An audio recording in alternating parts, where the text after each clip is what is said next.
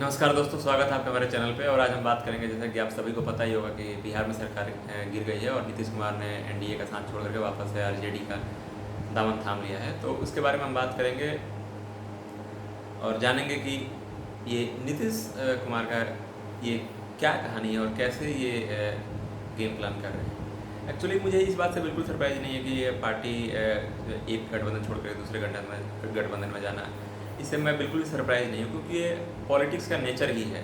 Politics इसी base पे होती है, वो कहीं पे भी हो, वो कास्ट बेस पे और अलग अलग गुटबाजी और अलग अलग अपने अपने समीकरणों के हिसाब से वो राजनीति की जाती है। वो चाहे कहीं भी हो, दुनिया के किसी कोने में हो, हिंदुस्तान में ही नहीं, सब जगह। बट एक सबसे बड़ी चीज़ होती है कि आइडियोलॉजी, जिसको कि एक आदमी अपने साथ, पार्टी भी क्या होती है, पार्टी को भी आप एक नाम देते हो, एक आइडियोलॉजी ही है।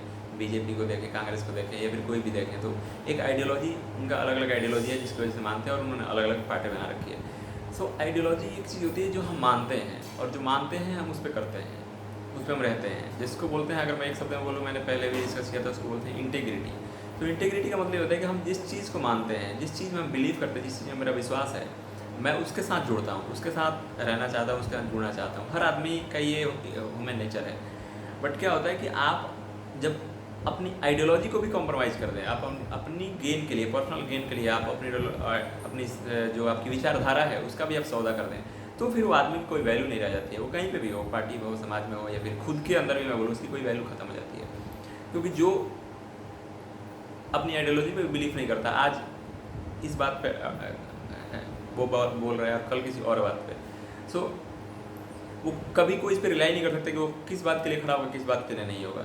सो सिमिलर ये नीतीश कुमार का कैरेक्टर है, मैं बोला तो, कि वो उनको पलटू राम जो लोग कह रहे हैं वो ठीक ही कह रहे हैं, क्योंकि वो पलटू राम जैसा उन्होंने वो काम आप देखें पिछले 15-20 सालों में उन्होंने लगभग 2-3-4 बार ऐसा किया है उन्होंने।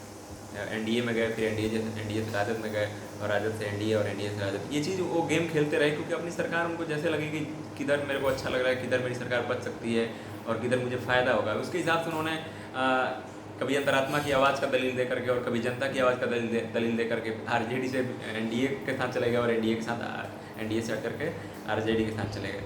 सो ऐसे लोगों का कोई, मेरे हिसाब से मुझे लगता है कि कोई अस्तित्व नहीं होता है और कोई वैल्यू नहीं होती है, क्योंकि ये मतलब अपनी आइडियोलॉजी को भी कॉम्प्रोमाइज़ कर जाते हैं और इनका कोई फिक्स आइडियोलॉजी नहीं होता है। जैसे कि मान लीजिए कि आप किसी चीज़ पे विश्वास करते हैं, उसको मानिए ना, उस पर बिलीव कीजिए, उसको मानिए और उसके साथ जुड़िए और उस पर काम करके उसको सही कीजिए। उसको, अगर मैं किसी चीज़ को नहीं मानता तो फिर नहीं मानता, मैं भले भूखे भी सो सकता हूँ, बट मैं जिस चीज़ को नहीं मानता, आप मुझे उसमें विश्वास नहीं, आप करोड़ रुपये देकर के मेरे को नहीं बात नहीं मान सकते, क्योंकि मैं मानता ही नहीं उस चीज़ में, मेरे को विश्वास ही नहीं है। उस चीज़ गलत मुझे लगती है तो मुझे गलत लगती है। तो कई बार जब वो एनडीए में रहे तो राजद को गाली दिया, और राजद को में रहे तो एनडीए को गाली दिया, और ये ऐसे करके 3-4 बार उन्होंने बहुत बेहतरीन तरीके से अपना पॉलिटिकल गेम खेला और सरकार को अपना बचाते रहे। सो उनको पलटू राम इसलिए कहा जा रहा है, और अच्छा लोगों ने उनकी जो संज्ञा दी है उनके लिए वो अच्छा ही दिया है, पलटू राम। तो पहली बात। दूसरी बात कि नीतीश कुमार से मैं पूछना चाहता हूँ कि वाकई मतलब नीतीश कुमार ने 15 से 20 सालों में बिहार की जनता के लिए क्या किया है। मतलब नीतीश कुमार ऐसे बड़े बड़े बातें माइक पे आ जाते हैं, तो बड़ी बड़ी बातें अपने आप को बहुत इंटेलेक्चुअल दिखाते हैं कि मैं बहुत समझदार हूँ। और बट मेरा स्ट्रेट फॉरवर्ड क्वेश्चन अगर नीतीश कुमार से अगर कि अगर वो ऐसी चीज़ें, मतलब उन्होंने बिहार के लिए 15-20 सालों जो जिस आस में लोगों ने उनको लगातार पावर में रखा, लगातार उनको वोट दिया और लगातार उनका समर्थन किया, लोगों ने क्या दिया उन्होंने बिहार को इसके बदले में। बिहार में आप जो भी चीज़ें देख रहे हैं, सड़कें देख रहे हैं, वो प्रधानमंत्री ग्राम सड़क योजना से बनी है। जब हॉस्पिटल देख रहे हैं या फिर जो चीज़ें आप आईआईटी देख रहे हैं, वो सारे सेंट्रल स्कीम, सेंट्रल फंडेड है, सब सेंटर ने किया है। या फिर वहाँ पे आप जो और भी अलग अलग चीज़ें आप देख रहे हैं, वो ज़्यादातर चीज़ें सेंटर ने बनाई है, केंद्र के पैसे से बना हुआ है। जो 15-20 सालों में बिहार में जो टूरिज़्म पे नीतीश कुमार ने ध्यान दिया ना, सही से अगर देखें तो ना इंडस्ट्री, उद्योग, किसी चीज़ पे कोई पे ध्यान नहीं दिया। लॉ एंड ऑर्डर भी प्रॉपर उन्होंने जैसा होना चाहिए वो भी मेंटेन करके रखा। पहले से थोड़ा इंप्रूवमेंट किया, बट कुछ खास नहीं, तो मतलब उस हिसाब से जैसे होना चाहिए वो एक्सपेक्टेड था वैसा हुआ नहीं। सो ना टूरिज्म, ना इंडस्ट्री, ना लॉ एंड ऑर्डर प्रॉपर से मेंटेन रखा, ना किसी तरह का विकास, ना किसी तरह का कोई। तो आप किस तरह से एक विजनरी और अपने को विकास पुरुष और इसे पता नहीं कैसी कैसी संज्ञाएँ लेके हूँ, मतलब बिहार को आपने उसी स्थिति में रखा 20 सालों तक। 20 सालों में अगर आपके पास डेडिकेशन होता तो बिहार कहाँ से कहाँ पहुँच गया होता। आप, मैं कंपैरिजन नहीं कर रहा, बट आप गुजरात की कंपैरिजन करते हैं, नरेंद्र मोदी की कंपैरिजन करते हैं, तो मुझे बिल्कुल भी सही नहीं लगता किसी नीतीश कुमार का नरेंद्र मोदी से कंपैरिजन करना।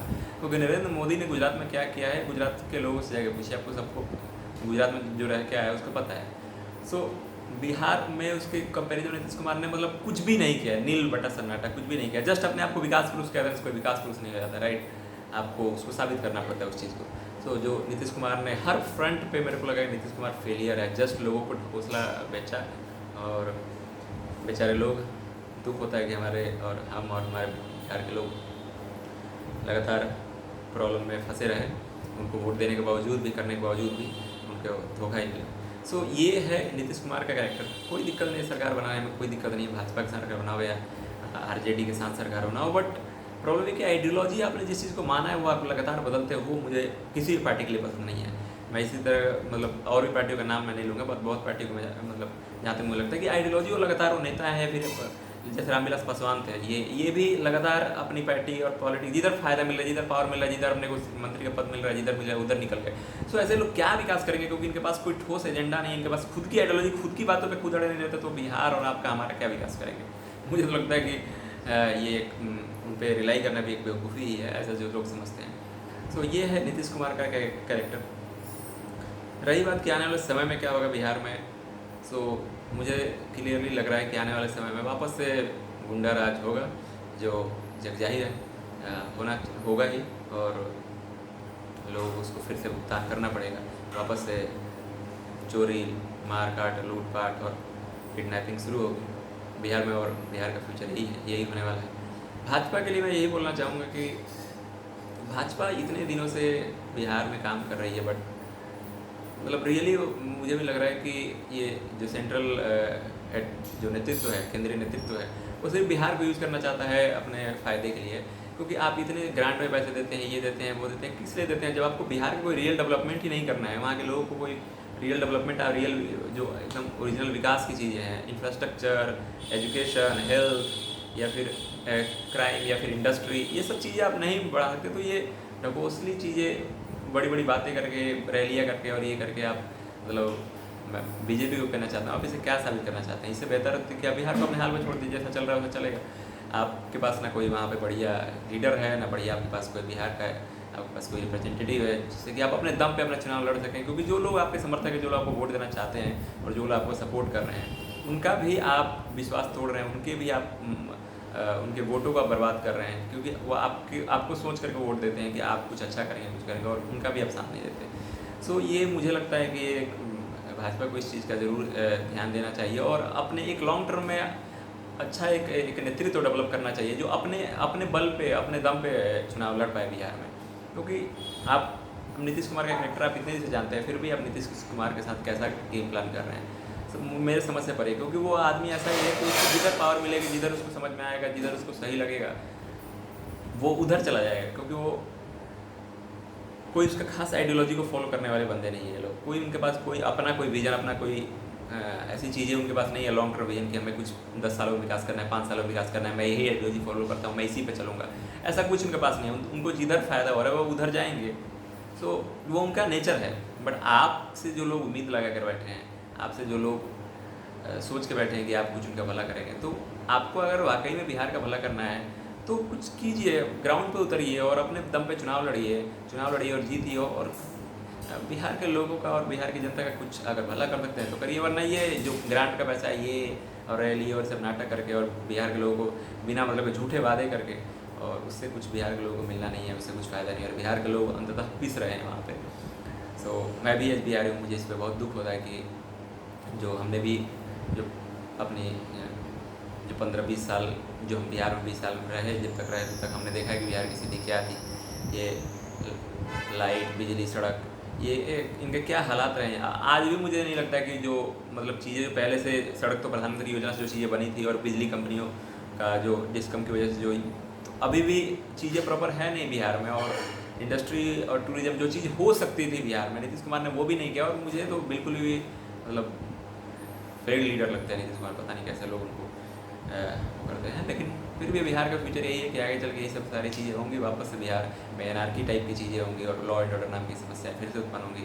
इंडस्ट्री और टूरिज्म तो ऑलरेडी नहीं था, और रोज़गार और ये सब चीज़ें पहले से भी नहीं थी, बट जो नॉर्मल चीज़ होती है आदमी के जीने की, उसकी सुरक्षा, वही मुझे लग रहा है कि वापस से कॉम्प्रोमाइज़ होगी और लोग फिर से प्रॉब्लम में जाएंगे। सो यही था बिहार पे, और क्या ही बात कर सकते हैं। बट आगे देखते हैं जब वापस से सरकार कब तक ये चलती है, और मुझे लगता है कि आगे चल के ये सरकार बीच में भी गिर सकती है, और ऐसा भी हो सकता है कि बिहार को वापस पहले ही आम चुनाव में या फिर असेंबली इलेक्शन में जाना पड़ जाए। सोच समझ के आगे रणनीति होनी चाहिए भाजपा की, मुझे तो ये लगता है, क्योंकि अगर आप वादे करते हैं किसी वहाँ के लोगों को कुछ राहत देने की, तो रियल में वादे कीजिए और अपने रियल में कुछ कीजिए, वरना जो है वो तो चल ही रहा है बिहार में। जय हिंद।